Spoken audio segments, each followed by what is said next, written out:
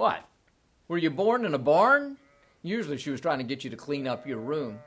I remember this cartoon I saw one time where the Pharisees came up to Jesus and said, "Were you born in a barn?" And he thought about it and said, "Well, yes, I was." On to a more serious note, I want to talk to you about another important story in the Bible about a barn. It's a story about the prodigal son. You remember he was the younger son who took his inheritance, went off into the far country, lived in riotous living, and lost it all. He wound up in the pig pen, and then he decided, what am I doing here? I need to go back home. Well, you remember he rehearsed a speech, and he came back to his father, and his speech said, "I don't even deserve to live in the house. Just take me back as a servant and let me live in the barn."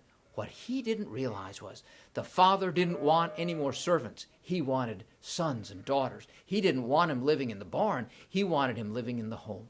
The sad thing is many of us Christians come to God and we say, "Oh, I've been so terrible. I don't deserve to be in the home. Just take me back as a servant and stick me in the barn." I've got good news for you.